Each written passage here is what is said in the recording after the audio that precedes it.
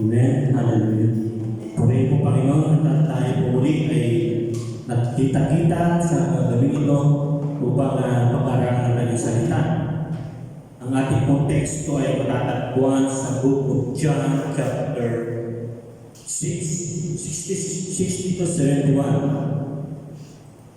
Kung babasahin po natin ang kabuuan ng aklat ng Juan, ay dito po makikita kung saan ang mga alagad o disipulo ng ating Panginoon Jesus ay dito po natin makikita, mapapag-aralan po natin kung ano ang kailangan ng paliwanag ng isang napakahalagang punto na kung saan maraming tao ang nalilito. Kapag narinig po natin yung disciples o disipulo o alagad, ang pumapasok agad sa isipan po natin, pagka sinabing alagad ng kasamaan, ano po yung ano po kagad yung nasa naisip po natin? Sabihin ko yung mga followers ni Satan. Pero pagka sinabing alagad o disipulo ni Kristo, dito po tinutukoy na kung saan sila yung mga kasama niya, tinuruan niya,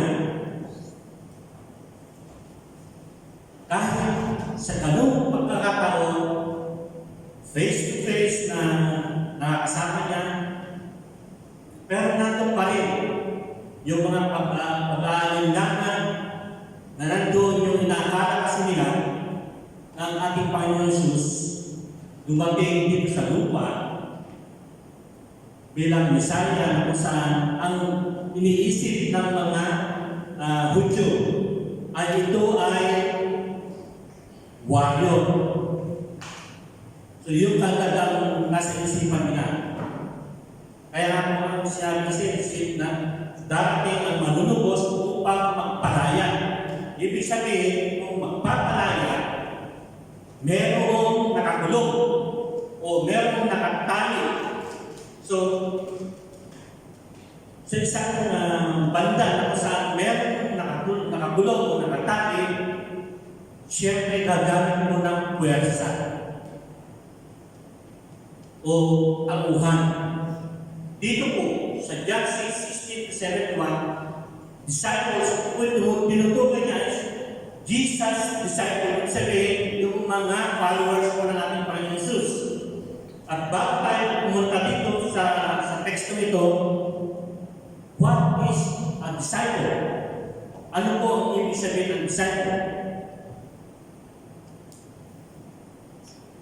Ang mga disciple o disipulo o alagad ay sila ay tinuring na Jesus disciple. So, meron silang tao na sinusunod. Ito po ay ang ating Panginoong Hesus Kristo.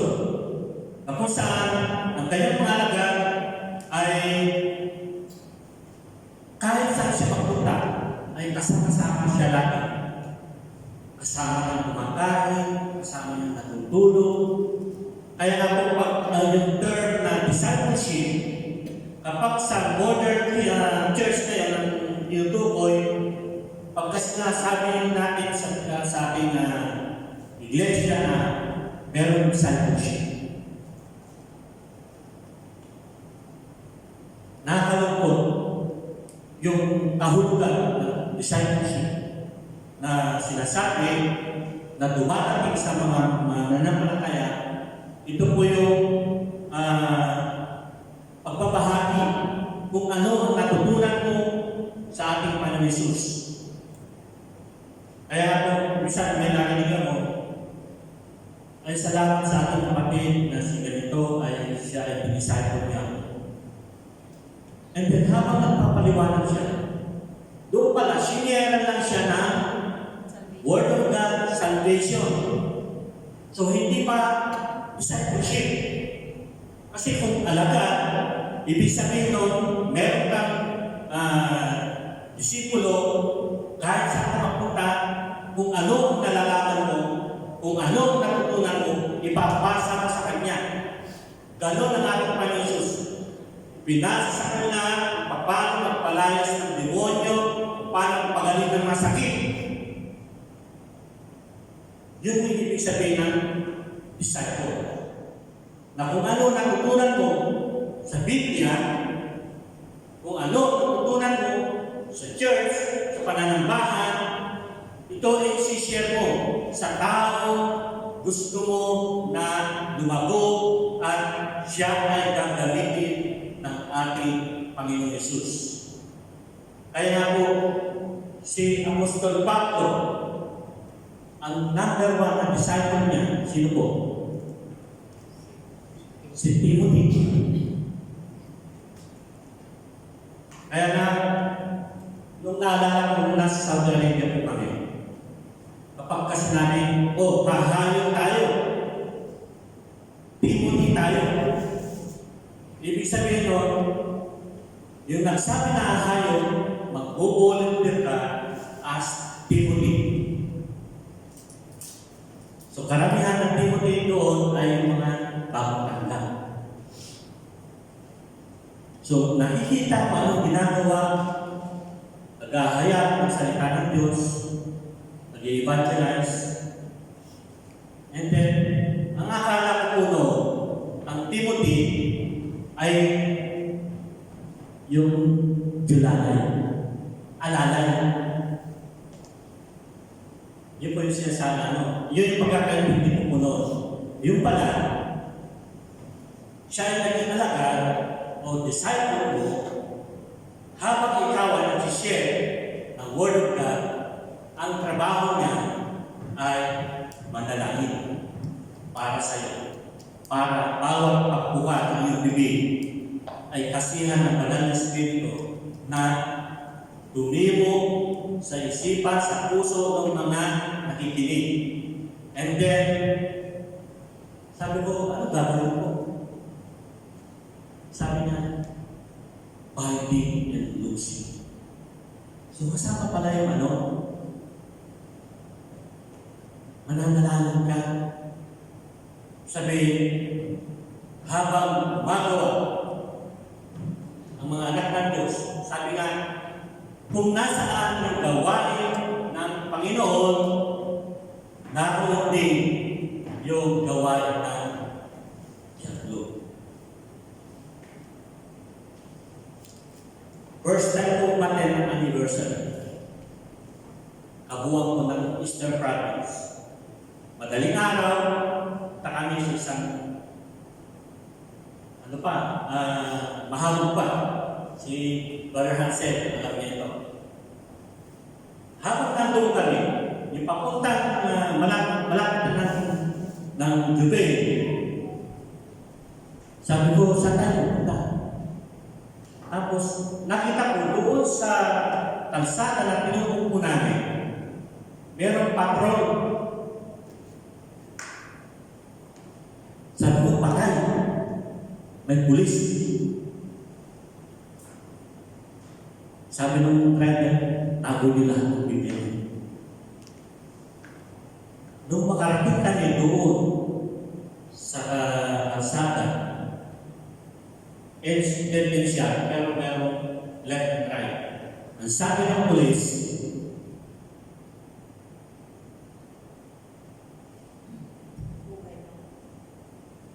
sabi niya,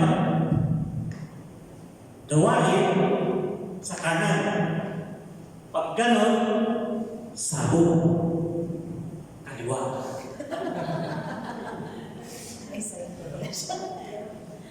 Doon ko nakita, kahit pala bawal ang gawain, sinasabi na mag-ingat kayo sa mga pulis. Alam nila, noon, way back 1997, kasaksakan ng ulihan. Pero matigas ang ulo ng mga Pinoy. Bawal ang sabo, pero nandun sila.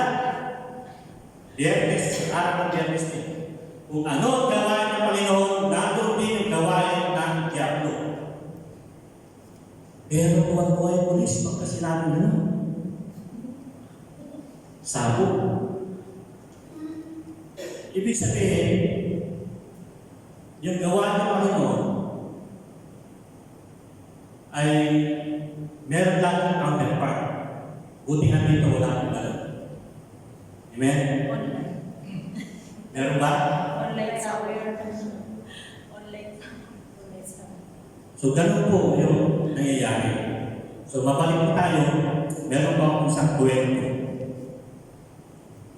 na kung saan ay ito yung moderno kwento ng isang bata na umate ng Sunday School. Pag-uwi niya sa kanyang bahay, sabi ng nanay niya, sige nga, sabihin mo nga kung ano yung ikwento mo nga kung ano yung takot mo namin sa Sunday School. So, yung pagtatanong ng kanyang nanay, ng kanyang tatay. Ang sabi ng bata, sabi niya, may kwento kami patungkol kay Moses. Pinadala siya ng Diyos sa likod ng mga linya ng magkaaway upang iligtas ang mga Israelita mula sa mga Ehipsyo. Sabi niya, noong makarating sila doon sa dagat ng sa Red Sea, iniligtas ang mga Israelita mula sa Ehipsyo at nanawagan si Moses na magtayo ng tulay. So, ganun po yung kwento. Para makatawid yung mga Israelita. At nung matapos ang lahat, nakita naman ni Moses na may mga padating na tangke ng mga Ehipsyo.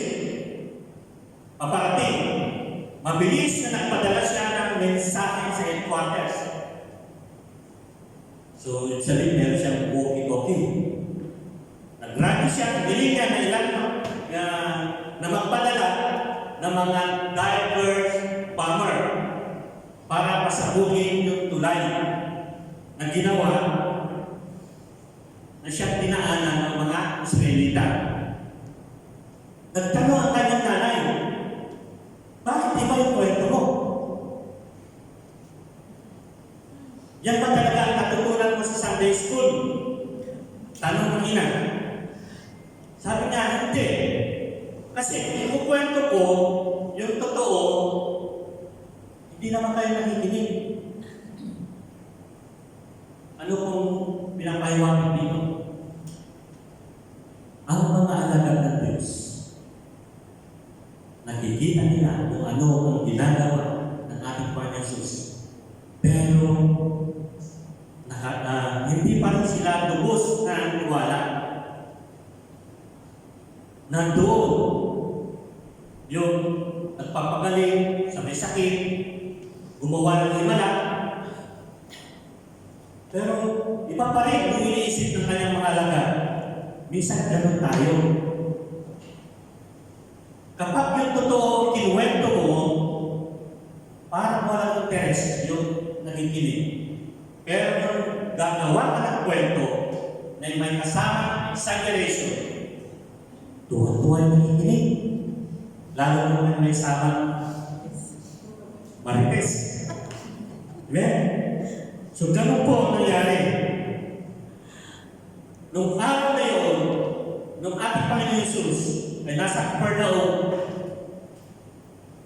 nakita ng mga alagad kung paano kumilos ng Diyos. Subalit, nandoon, dahil sa verse 65, ang sabi ko dito, ang mga alagad, verse 60, ang mga disipulo ay nagkasala sa katuruan ng Diyos. Dito makikita kung ano ang mga nangyayari pa rin sa mga alagad ni Jesus. Kasama niya, pero sabi ng Jesus, doon sa verse 60, nung marinig ito, marami sa kanyang mga alagad nang nagsabi, mahirap ito ituro. Sino naman ang makakatanggap ito? On the hearing it many of his disciples said, this is a hard teaching. Kita-kita nila na gumawa ng himala na ating Panginoon Jesus. Kapag puro siya ng kanyang salita, pumapasok sa kaisipan ng mga alagad, mahirap ito. Ano po yung tinuturo dito? Ano po sinabi ng ating Panginoon Jesus. Ang sabi niya, does this offend you? What if you see that a man ascend to where he was before, the Spirit gives life, that flesh comes forth, nothing, the words I have spoken to you. Sinasabi ko kasi dito po, doon, sa verse 56, sa John 6:56, kinagulat ng mga alagad ang mensahe nito na sinabi, kung sino man ang kumain ng aking laman at uminom sa aking dugo, nagtataka yung mga alagad. Ano ito? Kanibal? Kakain ng laman. Tingnan po natin, isipin po natin, kapag ka nakarinig ng isang pagkaraniwang tao, nakainin mo ang aking laman, o kumain ka ng katawan ni Kristo, literal na iniisip ka agad ng tao, flesh and drink the blood of Jesus, yung dugo. So, dito po ang idea ng pagkain ng laman ay isang cannibalistic. At yung pag-inom ng dugo, ito po ay masuklang-suklang. Doon po sa Leviticus chapter 17, 10-11, ipinakita po dito na yung pag-inom ng dugo ay masuklang-suklang at ito ay pinagbabawal ng batas. Ang mga alagad po ng Diyos, ang mga alagad ni Jesus, doon sa pagkakataon yun, ay gusto nila siya ay marunong na mag-aklas. Pero ibang kaparaanan ang ginagawa ng ating Panginoon Jesus. Kaya ang tanong niya, do this word offend you?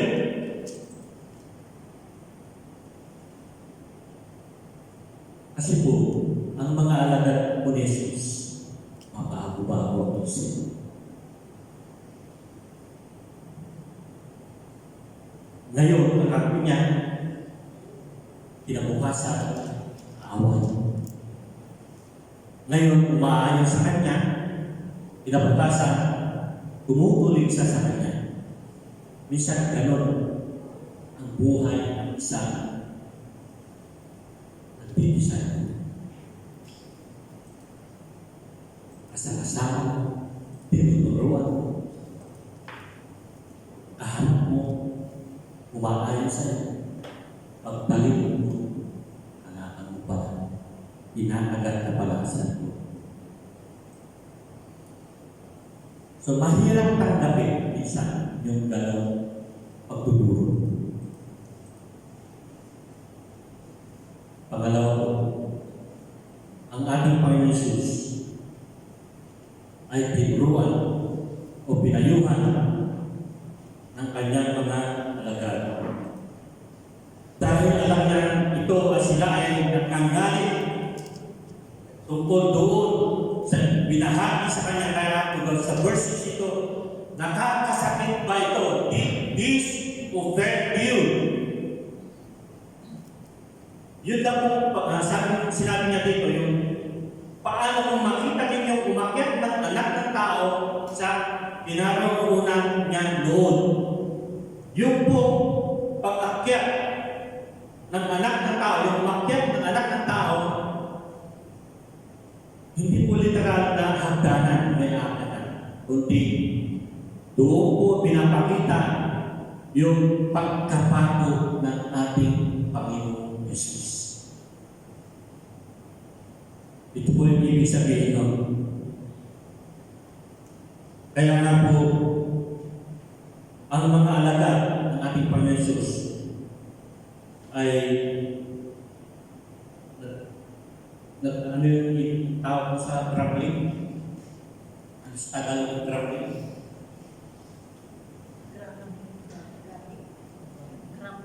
Reklamo?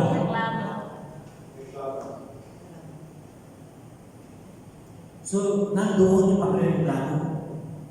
ng kanyang alagad. Ang salitang ofer ay tumutukoy sa salitang Griego na skandalizo. Dito natin nakuha yung word na scandalize. Pag sinabing scandal, ano po ba agad ang nasa isip natin? Sa internet, pagka meron sa namin, meron po ako nung i-click ko po ang YouTube, meron pa agad doon, scandal in the Philippines. Scandal of an actress. So, merong pangyayari na kung saan hindi ito kanais-nais.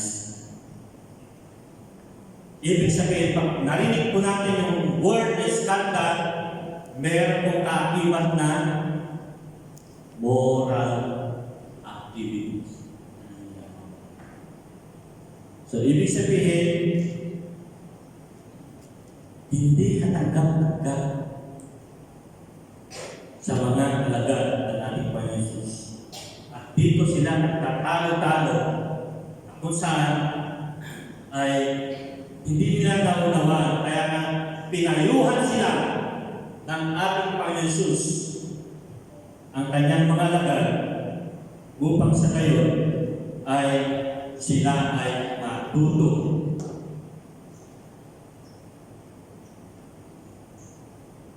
Amen? John 3:13-14. Walang sino mang makakarating sa langit maliban sa Yaong nagmula sa langit, ang anak ng tao. 14. Kung paano itinaas ni Moses ang ahas sa disyerto, ganun din naman ang anak ng tao ay kailangan itaas. Dito po, yung portion na kung saan to where he was before. Nasaan siya? Bago mangyari. Doon po sa verse 62.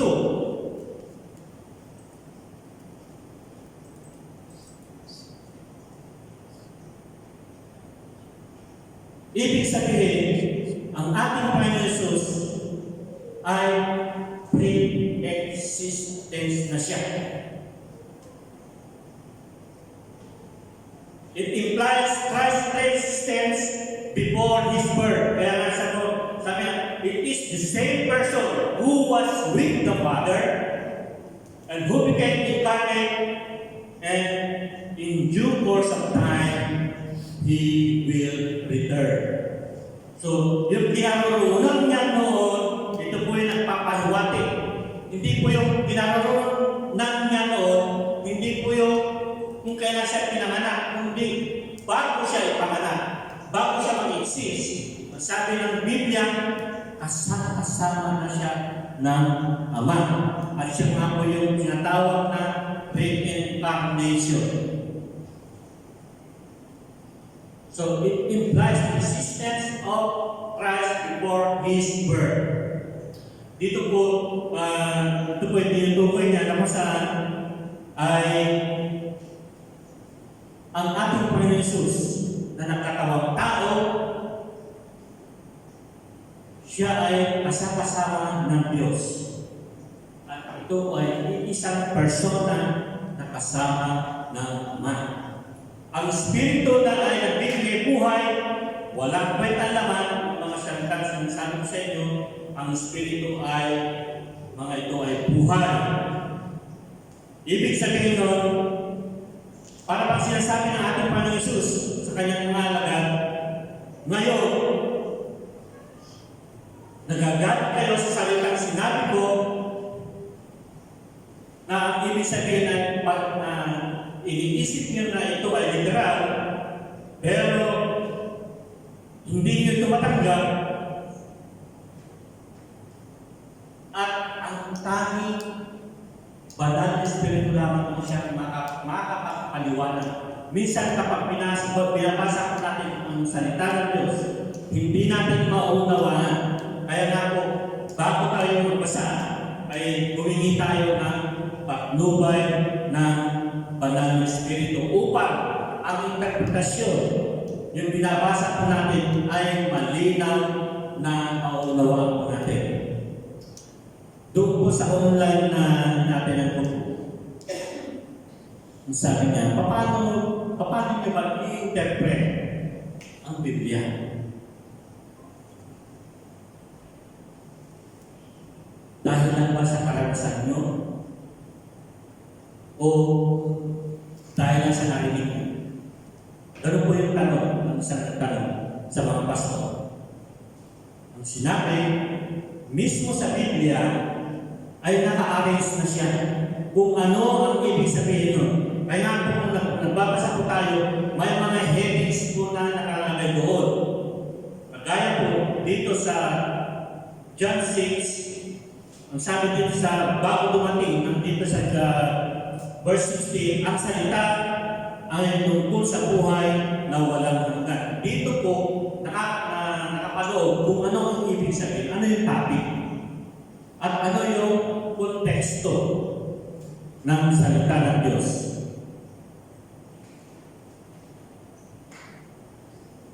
So, ibig sabihin nun, kasama ang mga alagad ng ating Panginoon Jesus. Pero dumating sa punto na sinabi ng ating Panginoon sa kanila na hindi kayo naniniwala. Or is this offended you? Kasi po ang tao, ang tendency po ng tao, to see is to believe. Ganun po ang tao. Kailangan may makita siyang pruweba na kapag gumawa ng himala ng ating Panginoon Jesus, tuwa-tuwa ang kanyang mga alagad. Dito po pumapasok yung mga tinatawag na sinasabi nila na sila ay born again Christian. Naranasan din namin ang palayas ng demonyo. Kasama ako sa deliverance. Pero titignan po natin yung buhay nila. Sila mismo ay hindi sila na-deliver. So, paano mo sasabihin na ikaw ay merong gift of deliverance, pero ikaw mismo ay hindi ka makawala-wala sa nakabulubog sa iyo na espiritu ng pride.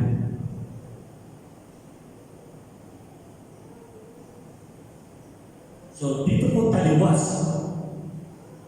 sa nagiging buhay ng isang tao. And then, sa pangatlo, most of these disciples leave Christ. Nangyari po ba ito? Nung hinuli po ng ating Panginoon Jesus, isa-isa na pulasan yung mga alagad.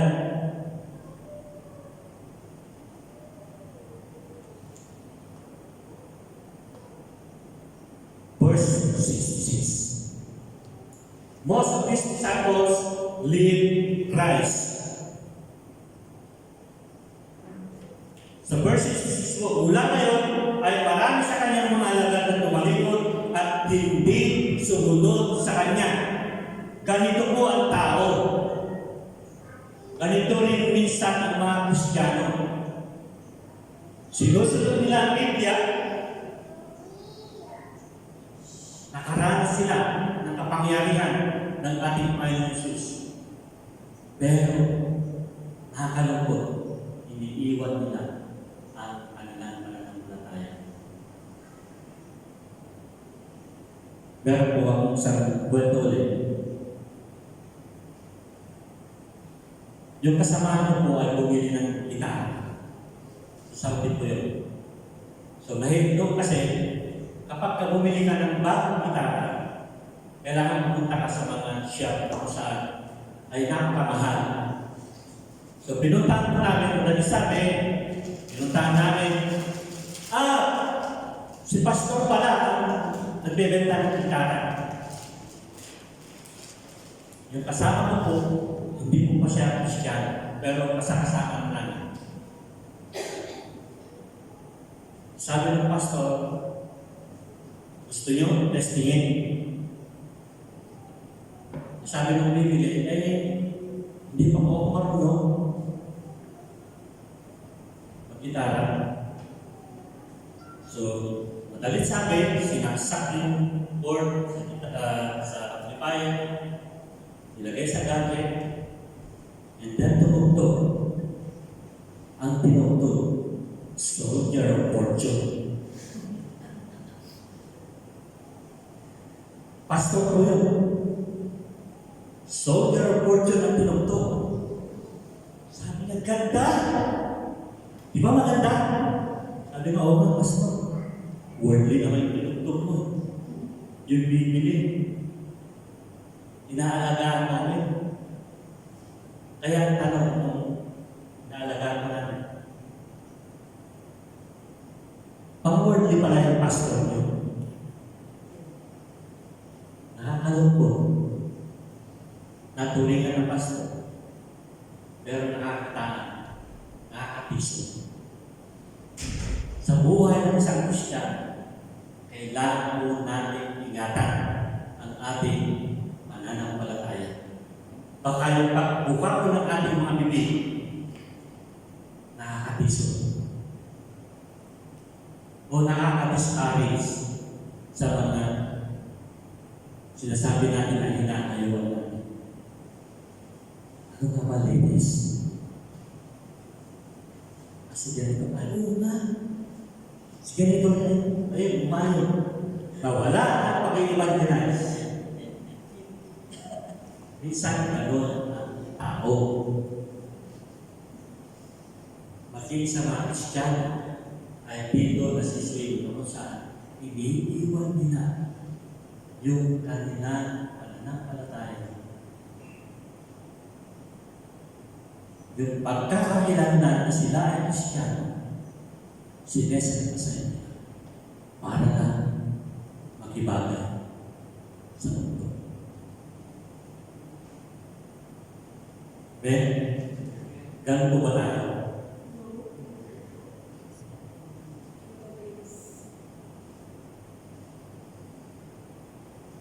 Kaya natin ating Panginoon Jesus, dito sa pinabasa ko natin, dito makikita, dito pinapakita ko kung sino mo talaga yung totoong Christian o totoong disciples of Christ. Kaya nga po pamatan ko, the true disciples of Christ. Sabi nga ng mag-asawa, kung sila ay nagliligawan, hindi mo pa alam kung paano siya nagtulog.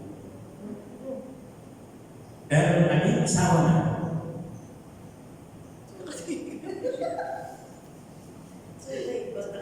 meron palang tinatago, may pumipito, may lumalakuto, meron parang bumigilid ng bato. So, doon po niya nalalaman kung sino yung kanyang nakakasama.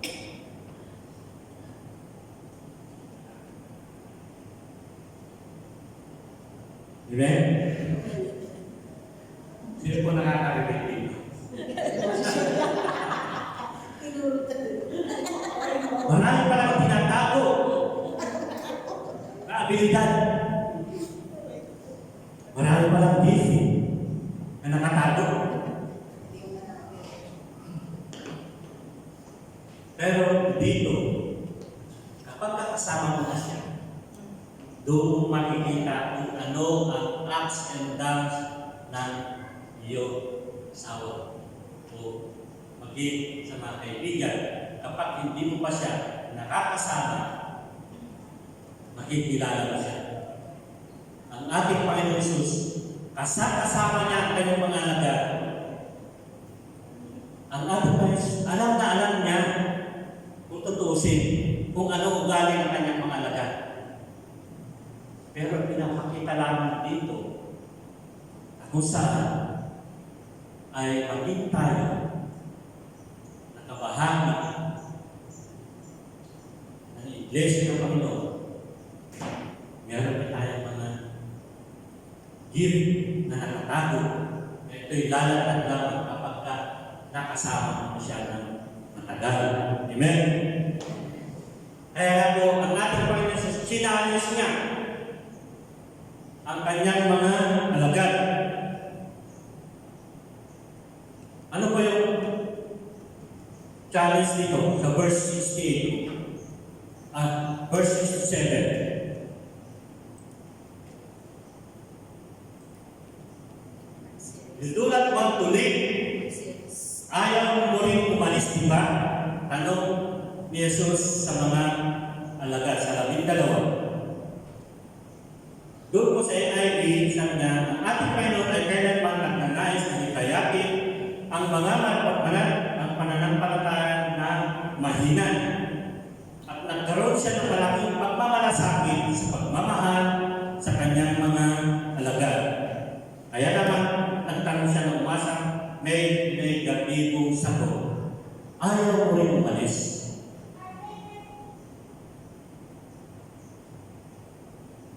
Yun po yung challenge ng Panginoon sa 12 disciples. Total, aalis din naman kayo. Tatanungin ko kayo. Ayaw mo ninyo rin umalis. Sa buhay ng isang Kristiyano, ayaw mo rin ba umalis sa iyong pananampalataya?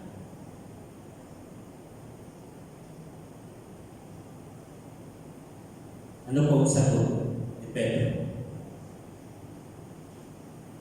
Verse 16. Simon Peter answered, Lord, to whom shall we go? You have the words of the eternal life. Sa 69, we have got to believe and to know you that you are the Holy One. Ito pinahaya ni Apostol Pedro na kung saan ang sabi niya, Panginoon, kanino pa kami pupunta? Nasa iyo ang mga salita ng buhay na walang hanggan. Naniniwala kami na at alam namin na ikaw ang banal na Diyos. Tingnan po natin yung sitwasyon. Kasama niya ang mga alagad. Pero bakit sila tinanong? Hindi rin ba kayo maalis?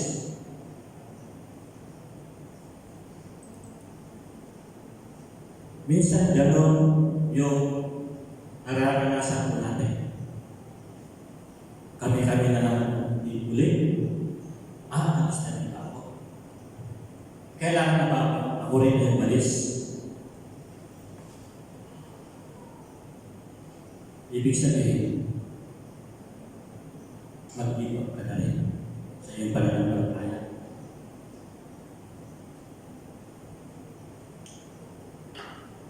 Pero sabi ni Pedro sa kasama niya mga alagad, sabi niya, naniniwala kami at alam namin na ikaw ang banal na Diyos.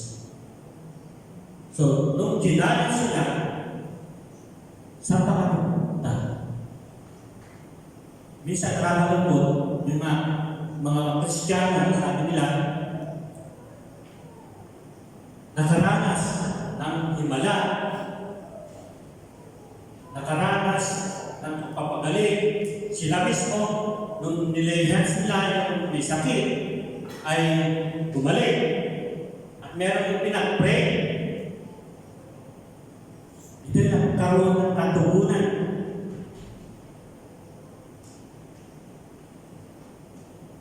Sasabihin mo, itamura, pinanalang kita. Ito ba? Yung hindi. Minsan ang Kristiyano, parang sa gano'n, na bumibira yung flesh.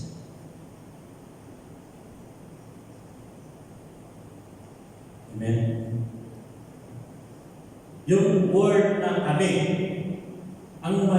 sabi niya, sa verse 69, ibig sabihin nun, nagpapahiwatig lamang na sila ay alam na alam at naniniwala ng sa ating Panginoon Jesus na siya ang banal na Diyos, siya ay nakakagawa ng himala. Pero later on, sabi nga doon sa verse 71, later on, they betrayed him. Hindi lamang po si Judas Iscariot ang nag-betray sa ating Panginoon Jesus. Lahat pa sila. Nung hinuli ang ating Panginoon Jesus, di ba? Di ba kasama ka? Tinuro si Pedro, sabi niya, hindi.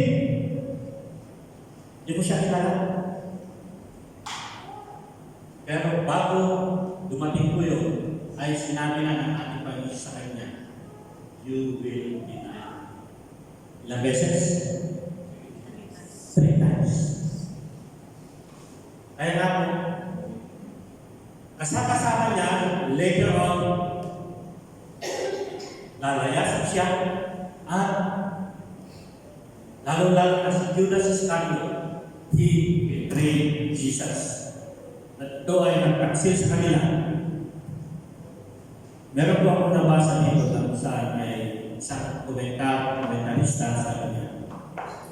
Bilang tungkol sa mga salita ni Pedro na ang mga disipulo ay naniniwala kay Jesus, ipinaalala niya sa kanila na sila ay ang kanyang soberenya at pinili.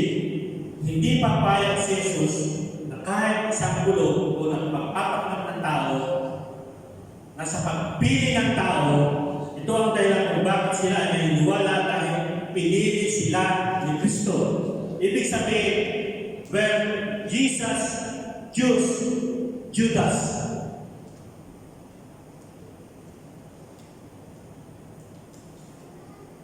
ano kaya tao natin sa kanya? Kapag ka sinabing Judas ka,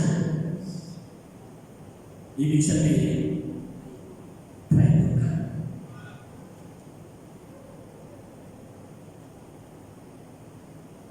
Nakaloko. Isa dito, umapasok yung 4 knowledge. Ibig bang sabihin na si Judas Iscariot nakatakda na siya ang magbubutas sa ating Panginoon Jesus.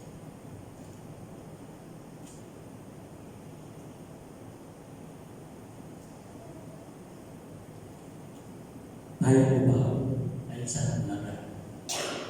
Totoong alaga ang ating Panginoon Jesus. Amen?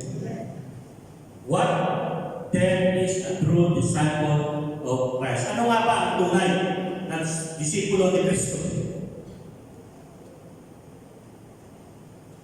Sa pananaw po natin, a true disciple is a genuine Christian. Kung ikaw ay alaga ni Kristo, ikaw ay totoo o genuine Christian. You are a truly saved person. Amen? Sino po yung totoong Kristiyano dito? Amen? Kaya nga po, kapag ka sinabing genuine Christian, you are truly saved person. So, wag po natin pag-alin-langan na tayo ay hindi saved.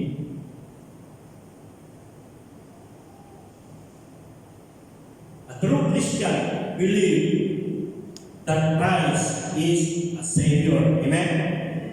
Kasi nga po, ang alagad ng ating Panginoon Jesus ay naniniwala na siya ay makakapagligtas at yung mabubuting gawa na ginagawa po natin, ito po yung bunga ng ating pagkatawag o ating pagiging alagad ng ating Panginoong Jesus. Ano naman yung kaibahan ng isang huwad o false disciple?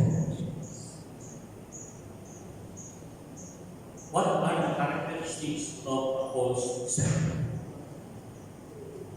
Ito ay isang tao na walang anumang interes sa mga bagay ng ating Panginoon Jesus. A person who does not have any interest in the things of the Lord. No, hindi po tayo nananampalataya. May interest po ba tayo magbasa ng Biblia? Tanong ko po sa bawat sa atin. So, dito po pinapakita yung tunay na katangian ng mga huwad na disipulo ni Kristo. Wala silang anumang interes sa mga bagay para sa Diyos. Tuloy pag daw po ay kung ang isang tao ay patuloy lamang naghahanap ng tinapay na nasisira. So, ang mga huwad at disipulo ng ating Panginoon Jesus ay ito lamang yung pupunta lang sa gawain para malamnan ang kanyang tiyan. Nakakalungkot. Ginawang restaurant ng Bible study. Kasi alam nila na mayroong pagkain. So yun lang pala yung interes. Nakita ko, kahit kayo, nakita nyo, nasaksiyan nyo kung pangyayari. Yung totoong nagaganap sa mga Bible studies. Ang pinuntahan pala, para malangan ang dyan. Hindi nga magluluto. Atin lang ang mga Bible study bukas. Yan. Maraming kain. Ito po yung huwad na disipulo o huwad na Kristiyano. Amen? Ano pa po? Ito po yung mga taong dumalang sa ating Panginoon Jesus upang magkaroon ng pagginhawa. These are the false disciples. Na kapag nasasaktan na rin sa narinig na salita ng Diyos, aalis na. So madalit sabi, wala siyang interes sa mga spiritual na bagay patungkol sa Diyos. Dito, yung pinapakita naman ano ang characteristics ng sa huwad na alagad ni Jesus. Doon po sa kwento na kung saan na parable of sower. Sino po nakakala? Yung naghasik.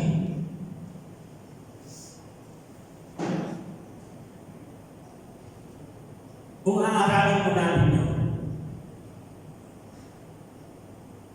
doon sa Matthew 13, chapter 13, verse 20. Sino po nakakalala ng kwento? Merong naghasik.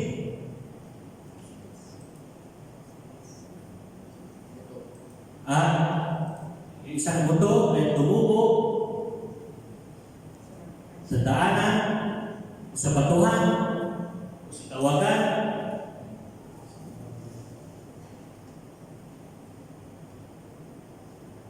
Dito po pinapakita, titignan po natin sa Matthew 13 ay hindi po tinutukoy dito yung apat na uri na klase ng tao o lupa. Kasi dalawang klase lang naman talaga ang tao. Yung ligtas at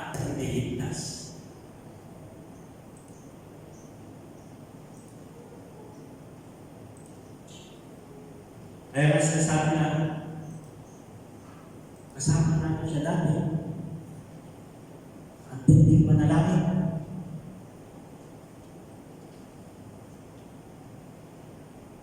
Pero ngayon, wala na siya. Sa iba na siya sumasama.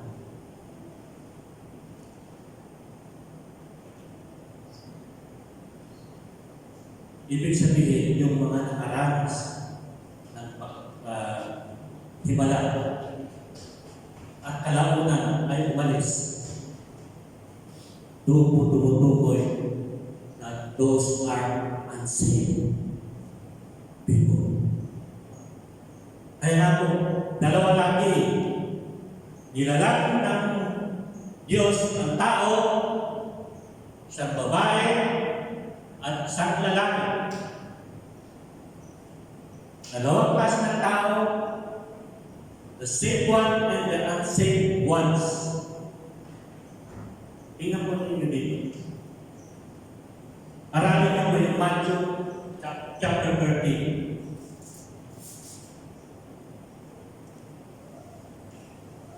Dito po natin makikita na dalawang klase ng tao lamang dito sa mundo. Yung saved and the unsaved. Amen? Ngayon,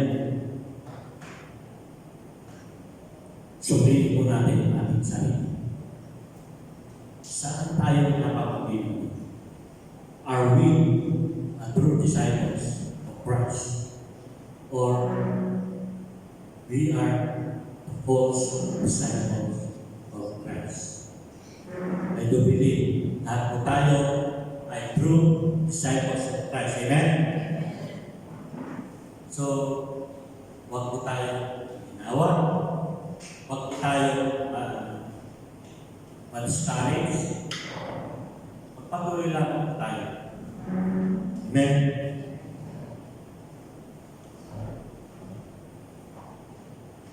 Nawa, wala akong magiging kagaya ng Judas sa atin na nakaranas ng pagbabalag, nakaranas ng himala, nakaranas ng kuminhabang buhay, o nakaranas ng problema, and then nilayasan niya ang ating Panginoon Jesus. Ibig sabihin, tumalikod sa kanyang pananampalataya. Kaya nga po, sa ating kapulungan, sa circle po natin as FCM, alam po natin kung sino po tayo sa harapan ng Diyos. Amen? Amen.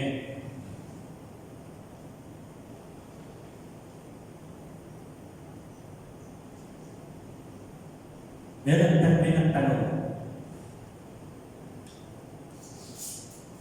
Si Judas nga ba ay ligtas?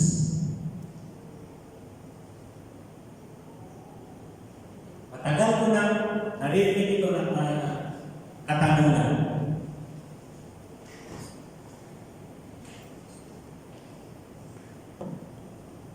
Si Judas nga ba ay ligtas?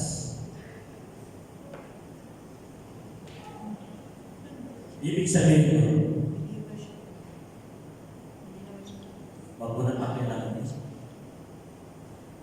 Iyakin mo ang iyong sarili. Ligtas. Problema na ng Judas yun. Hindi siya ligtas.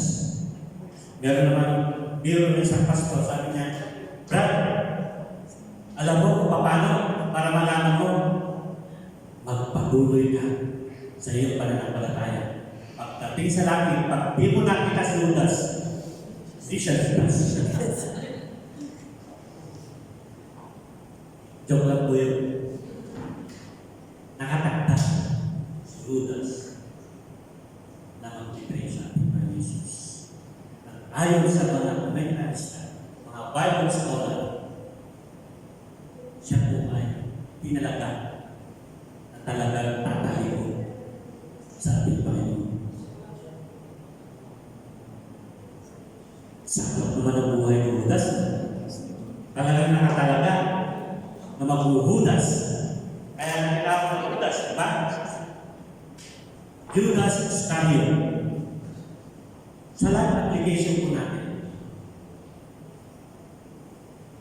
tingnan po natin ang ating mga sarili. Amen? Na huwag magtaksil sa ating Panginoon. Huwag tumalikod sa ating pananampalataya. Are we a true disciple of Christ? Yun ang po yung tanong. Ikaw at ako ang makakasagot lamang ng tanong ito. Alam po natin yung nakatayuan po natin sa ating Diyos. Amen? Pagpalaan po sa dating Diyos natin na pag-aralan, nawa ay meron tayong basihan o natutunan na tayo na ay tunay totoo alagad ni Jesus. Ginagawa po natin ito, nananampahan tayo, nagre-fellowship tayo dahil sa pangalan ng ating Panginoon Jesus. Amen? Amen? Praise God. Palakpakan po ating Panginoon.